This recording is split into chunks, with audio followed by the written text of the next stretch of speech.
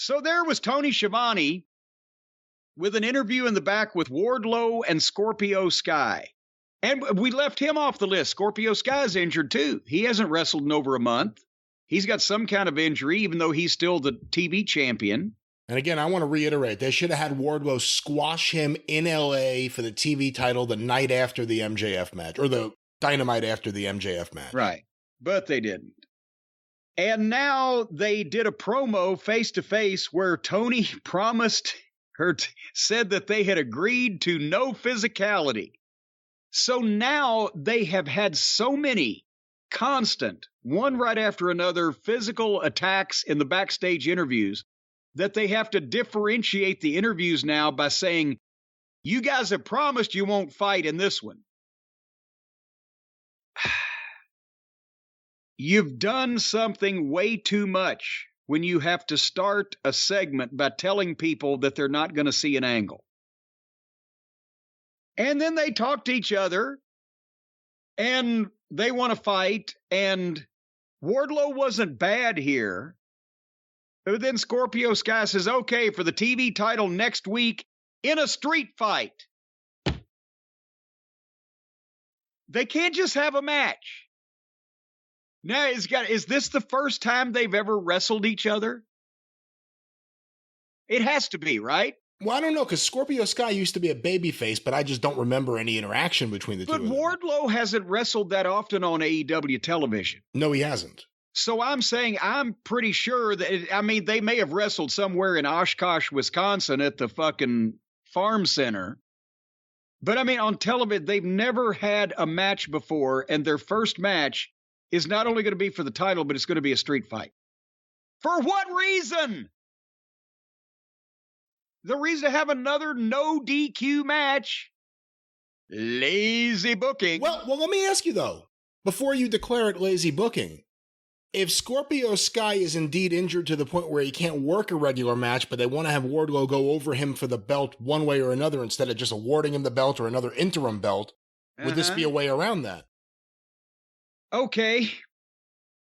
If I want to get the belt on Wardlow and Scorpio Sky is injured, am I going to have Wardlow fucking surprise Scorpio Sky, possibly due to some inadvertent distraction by his Putz manager, Dan Lambert, at the improper time, and Wardlow does one move and beats him? Or am I going to send the guy that's injured out to have a 10-minute street fight and still get beat? Yeah, you may have a point. What the fuck? He's hurt.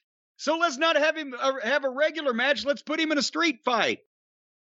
That way we can cover up the fact that he's injured when he's getting hit with garbage cans and put through tables. They don't know how to have a walk and talk street fight in this company. Everything that they do is going to have risk of injury. So next week's a street fight. Hey, let me ask you this too, because it looks like I'm going to guess Wardlow is going to go over Scorpio Sky and win this TV belt, and I don't know what else you do with Scorpio Sky right now. Ethan Page, I feel like every single time we've seen him on TV lately, he's been losing, and losing to Miro is one thing. Lost to Orange Cassidy on a body slam on this episode. Clearly, he's not right now in their plans in any way. Would you consider at this point getting rid of Lambert? Because he's not bringing anything to the table, and I think the AEW fans are sick of him.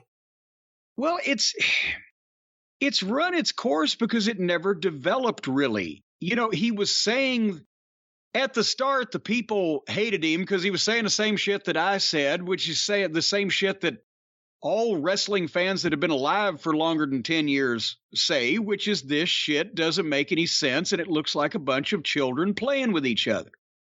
That's not any epiphany that somebody would have had after serious study. You look at it and you think that. For any fans of actual wrestling, the way it was for 120 years, this is an insult. Most of the shit that goes on this, it's either an insult or a head scratcher. So Lambert started out saying that, and naturally, all the people in the building that paid to see this shit don't want to hear that they got shitty taste. So they boo him.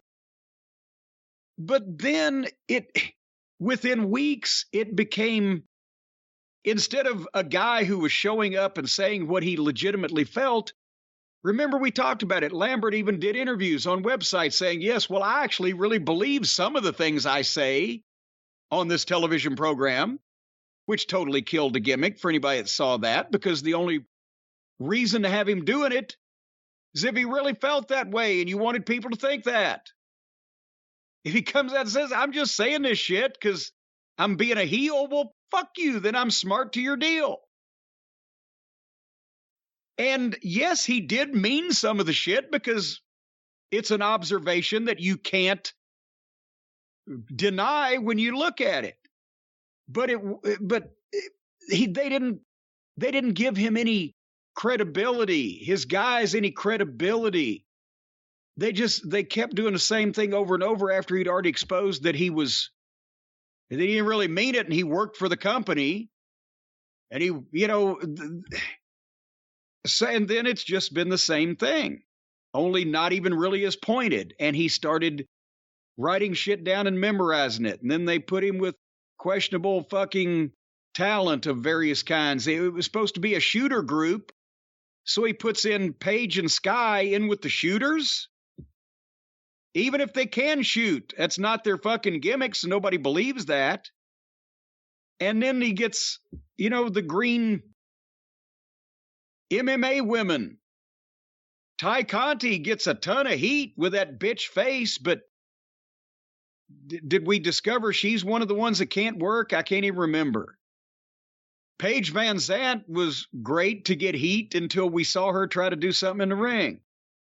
So I think Lambert's, it's like everything else, but maybe even more so with the booking. It's all over the place, and it never came together as a reason why all these people would be together on the same side, interacting, whatever the fuck. That's what I think. That's just me.